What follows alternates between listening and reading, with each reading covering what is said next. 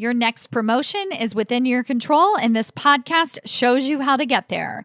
Welcome to episode number 70. In today's episode, I'm going to be showing you 7 things that I know about getting promoted into higher level executive positions that you don't know. This episode is action-packed. It's a longer one because I'm giving it all to you here. These are 7 things that you're not seeing that are right in front of your face that you can start doing today to set yourself up for that next promotion and to have success once you get there. Listen on.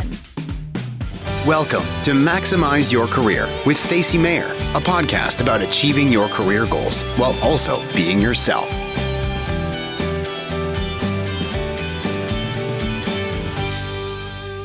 Hello, everyone. Welcome to another episode of Maximize Your Career. I'm your host, Stacy Mayer, and I'm laughing a little bit at myself this morning. It's a Sunday morning in April, and I don't know about you, but I'm feeling sort of this impulse to do things now that the world is starting to return to normal.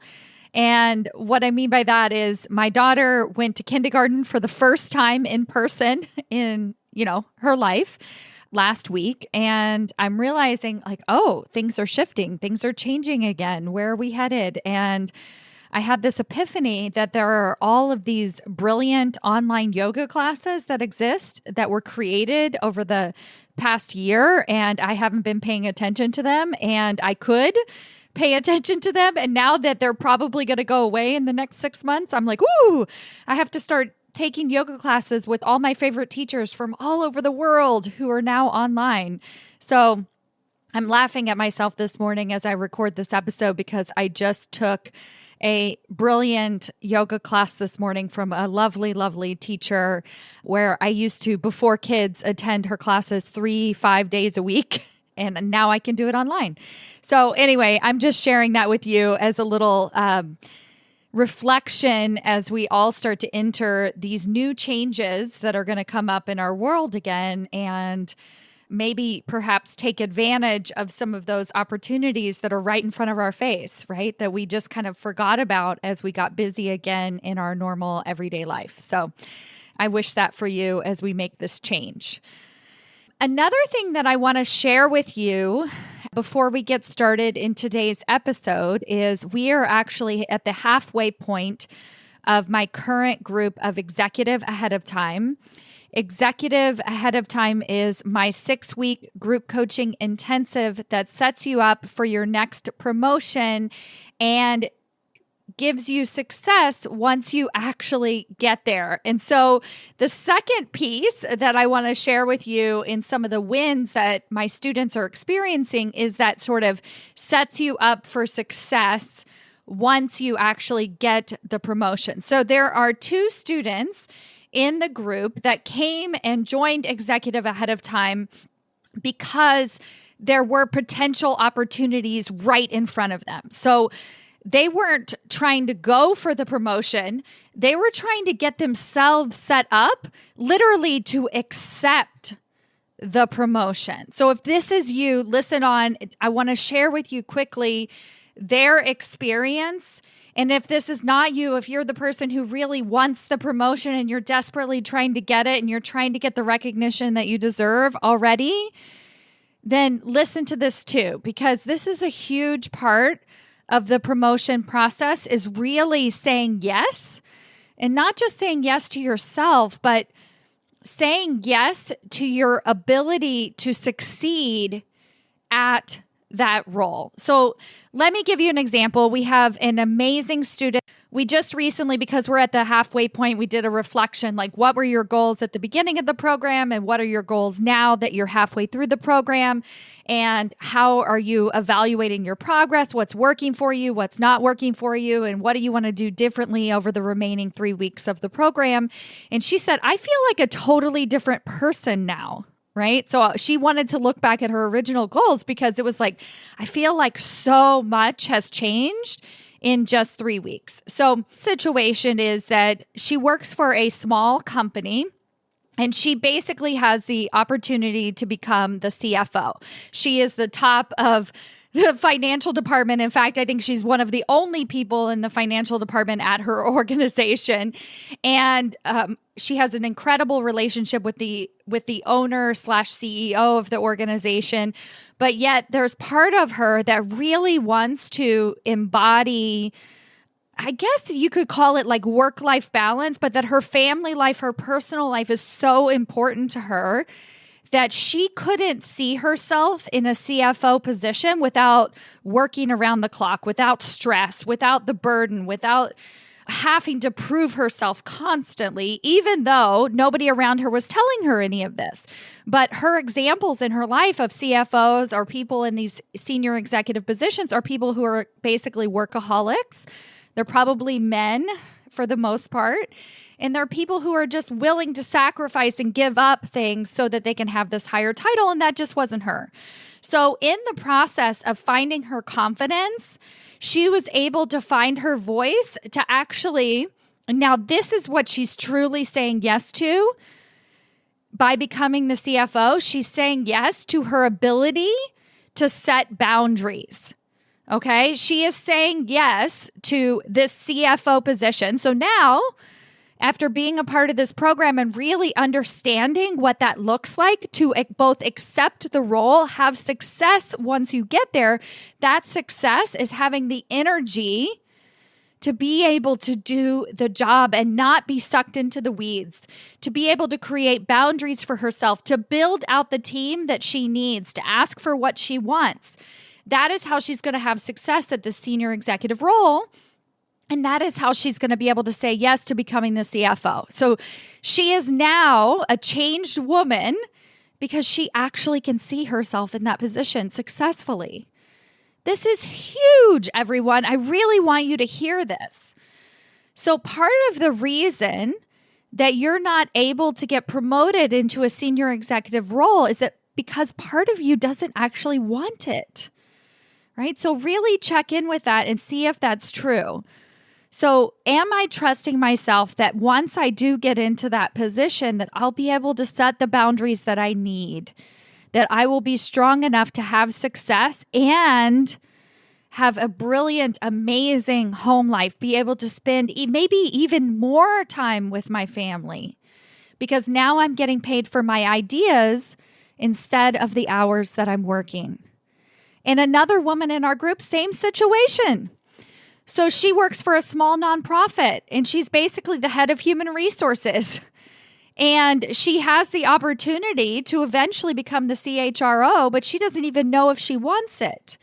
So she was given an opportunity in these first 3 weeks of the program to say yes, but she was already so burned out, already so overworked, she didn't want to say yes to it.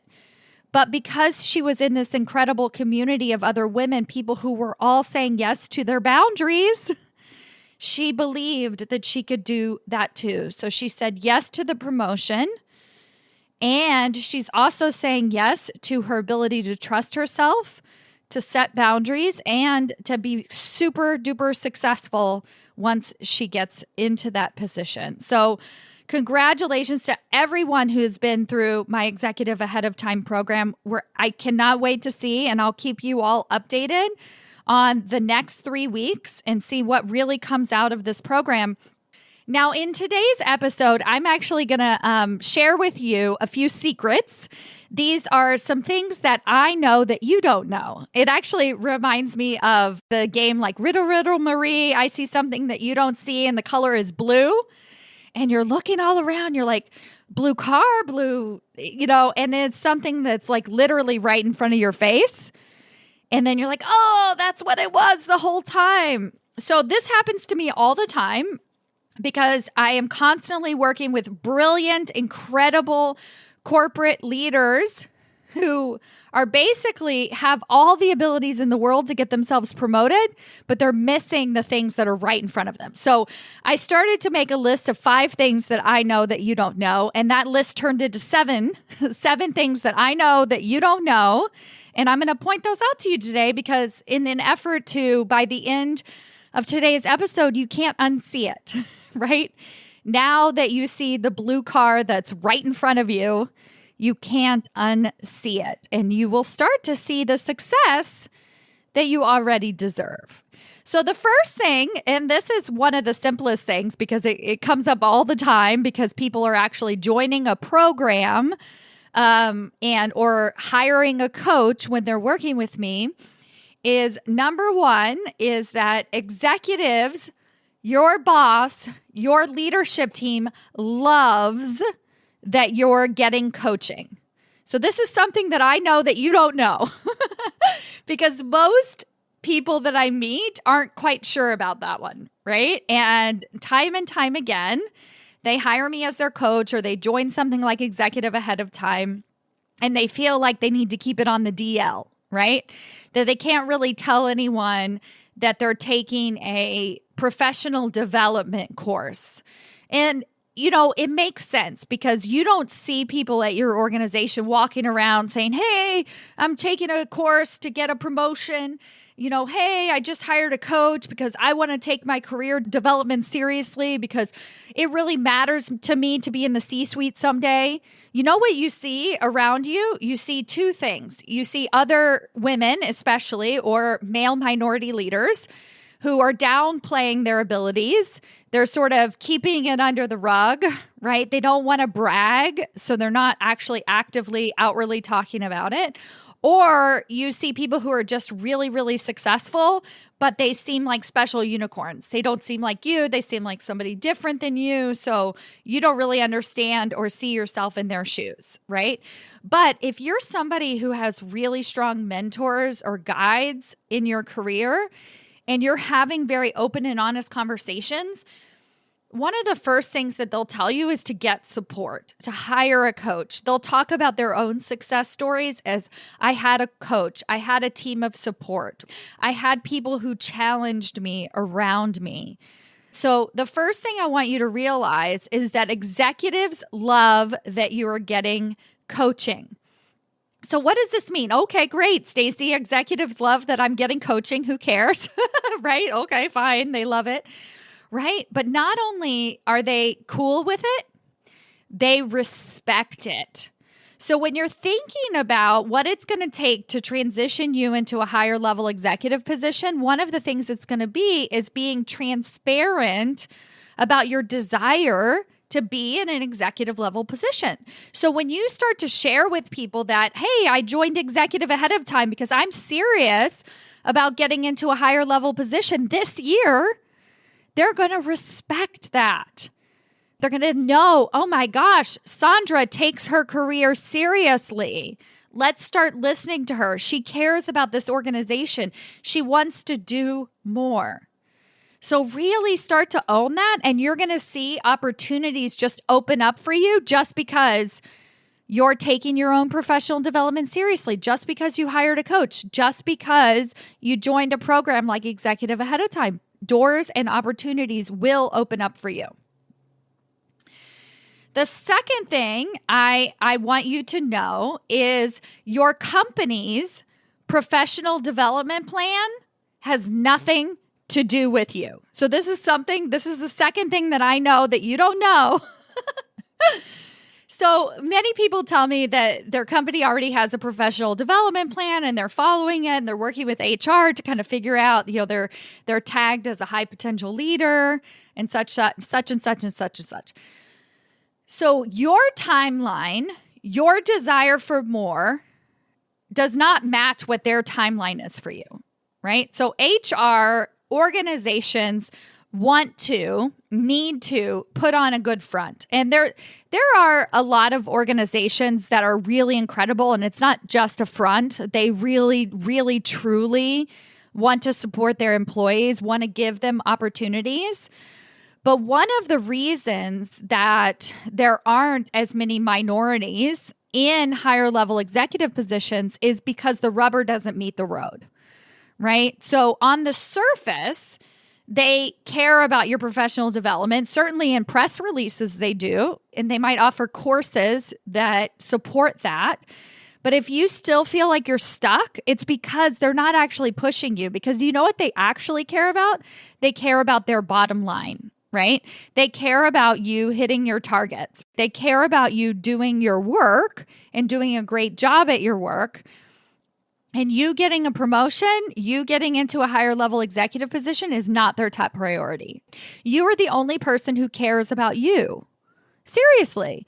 So start to think about that. And I really want you to understand, if you're relying on your professional development plan to get ahead, if you're relying on your performance reviews to get you to that next level, you ain't going to see it. You're still going to be sitting exactly where you are, wondering what the heck happened. So put yourself into the driver's seat, use the opportunities in front of you, certainly, use all of their resources, but then take matters into your own hands. I see this time and time again. So it's something that I see that you don't see. So this goes into the third one, which is that nobody else cares about your promotion. So this is sort of a part 2. You're the only person who cares about you getting promoted, and that's a good thing. It's okay. So just know that it's your job. It's your job to put yourself out there. If you want to be in a higher level leadership position, if you feel like you want to get the recognition that you deserve, if you want to get paid for your ideas instead of the hours that you put in at work, if you want to build out a stronger team, if you want to create boundaries, if you want to have success once you make it into that position, this is up to you. So going back to my Susan story at the beginning of this, her boss is basically offering her the CFO position, right? He's offering the promotion to her, but it's up to her to own what that position is going to look like. And she is so lucky that she has a boss that is willing to create that for her. But if she doesn't ask for it, if she doesn't lay out the plan, if she doesn't create the org chart, he ain't going to create it for her. So that is your job. You need to care about your professional development and set yourself up for success. The fourth thing that I want you to know is that if you have a situation at work where you feel less than valued, or a person that really bothers you, or you feel like your boss always does XYZ and it drives you crazy, or, nobody cares about you, right? Like whatever that situation is that causes emotional trauma in you, whatever that situation is, once you stop worrying about that person or that situation, it goes away. So this is something that I know that you don't know. And the color is purple. You gotta stop worrying about the situation. Now, I know this is easier said than done because it gets under your skin, but spend some time letting it go. Just spend a week. I'm not going to let this person bother me. And one of the biggest ways that you can do that is to stop engaging with them. So they send you the email. You feel like you have to respond with a 5-paragraph email back. Don't. Respond with a 2-sentence email back. Okay? Now, you might still be upset. You won't be able to let it go, but stop engaging in the situation. Stop making it worse for yourself. Once you give yourself that space, that distance, then you're going to see what choices you need to make about that particular situation, okay? So I want you to start to be willing to let whatever situation at work, whatever is bothering you, be willing to just drop it a little bit. And the thing that I know that you don't know is that once you start doing it, it starts to dissolve. It's sort of like the bully on the playground. The bully likes to bully you because it gets you riled up, right? I know this firsthand because I was an extremely passionate, emotional person growing up, and my brother loved to pick on me. Why? Because I was really good at being picked on. I got very, very upset, and it never made sense to me that if I just stopped engaging him, then he would stop. The funny thing is that in my older age, I just stop engaging, right? He doesn't pick on me so much anymore. But, it's sort of that thing. We need to give a little bit of space because the only person who is losing when you engage in those types of situations is you. You're losing. You are losing out. The fifth thing that I know that you don't know is that you can set boundaries and delegate to your boss. Now, this certainly never occurs to you. It doesn't occur to most of my clients until we start working on it. Think about it. What if you stopped also engaging with your boss? So let me give you a really good example of this is that the first step in the process of becoming the executive ahead of time is getting yourself out of the weeds. And one of the ways that you're going to do that is literally through your communication, not time management at first. Eventually, we're going to manage our time better and say no to meetings and create those stronger boundaries. But in the beginning, it's just changing our communication style. So what this looks like is you're having a conversation with your boss. Your boss is always asking you for the details, always pulling you into the weeds, so you think. And what you're going to do is instead of responding with all the details, you're going to respond with the high level. And then you're going to say something to her like, if you'd like to know more, I'm happy to give you the details, but this is basically the overview. And so that is a way that you can start setting boundaries with your boss today. Today, you can set these boundaries. And again, going back to the professional development conversation, your boss is actually going to start to respect you more. So the feedback that all of my students are getting when they start to speak in this way is that their boss doesn't actually want to know the details. That their boss actually says, wow, that was a really great meeting. So this is what I see over and over and over again. And you just have to do it in order to start believing it. But once you do it, you're going to believe it. And you're going to be like, oh my God, I can't believe I haven't been doing this all along. And the same way goes with you have the ability to delegate to your boss. You can say something to your boss like, hey, why don't you attend this meeting and represent us? Because I'm actually going to attend these 3 other meetings so that you don't have to go. But I think this fits your wheelhouse a little bit more. So think about that. When you can start to have conversations with your boss as if your boss is your peer, and not somebody very important, untouchable, really high above you, telling you what to do all the time. Treat your boss like your peer. The respect follows. Okay? So when I say treat my boss like my peer, I'm not saying like being a shitty person to them, right? So remember, when you're pushing back, when you're creating these boundaries, it's all with authority and confidence along the way.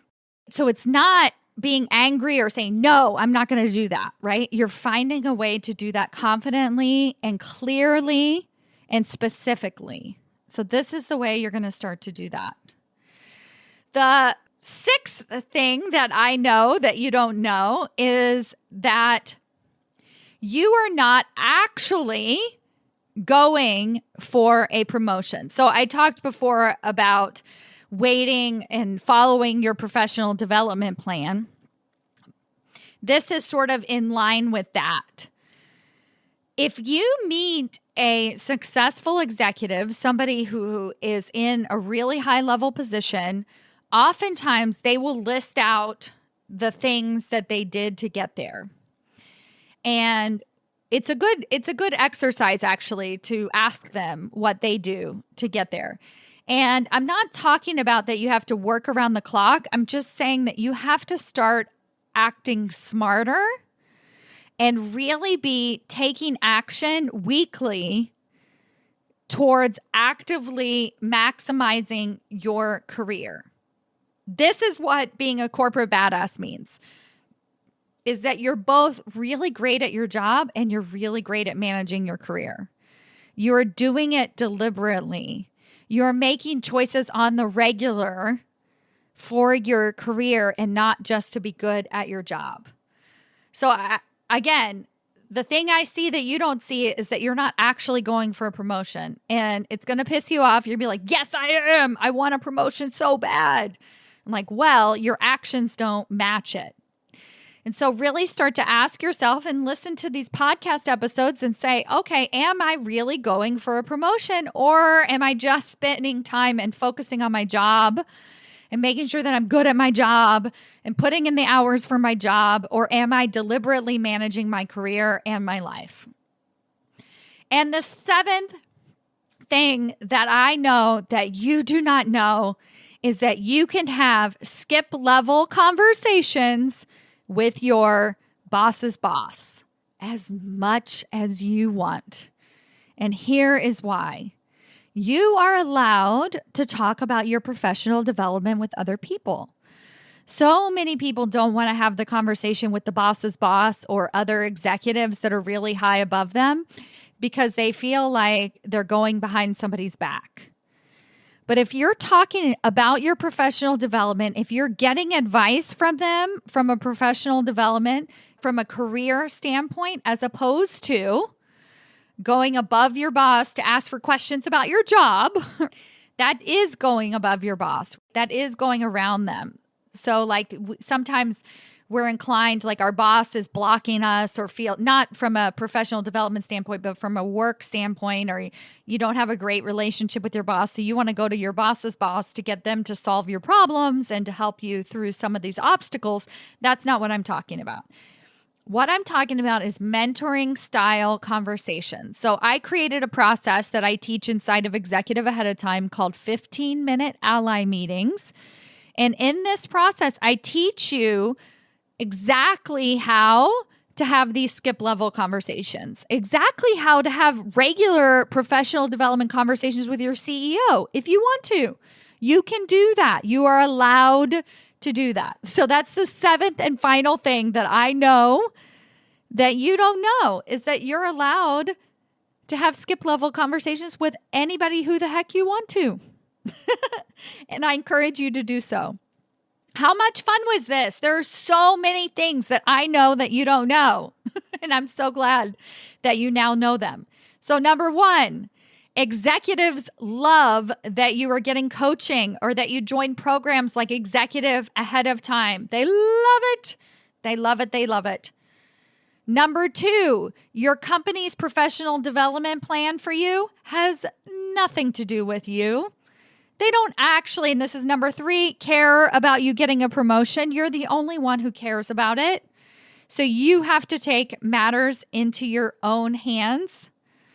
Number four, once you stop worrying about that person or that situation, it actually goes away. Isn't that amazing? Once you let things go, once you say, screw it, I'm going to stop engaging, they actually go away. It's super true. Number five, you can set boundaries and you can delegate to your boss. How great is that?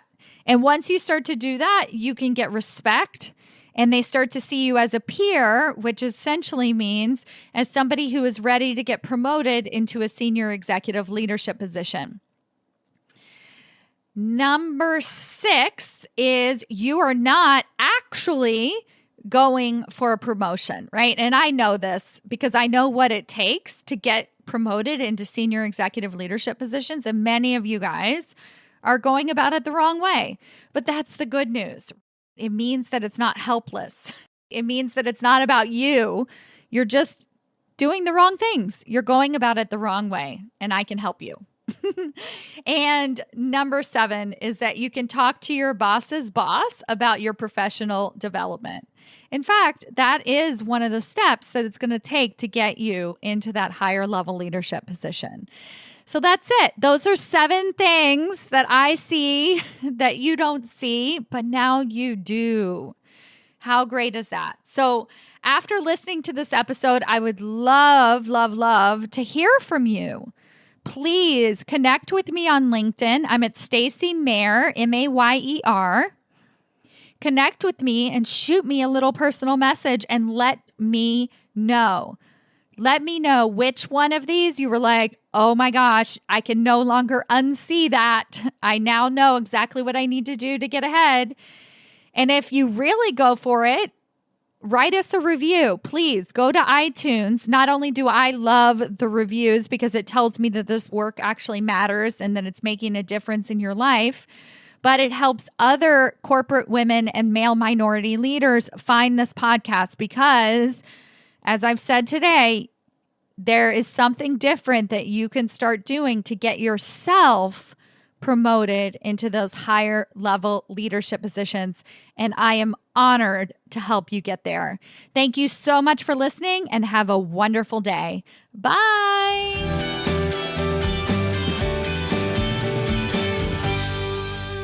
Before you go, I want to make sure you've downloaded my free promotion roadmap. This 7-step guide gives you the exact process that I walk each and every one of my clients through to get them the recognition that they deserve. You can download it for free at stacymayer.com/roadmap. That's STACYMAYER.com/roadmap.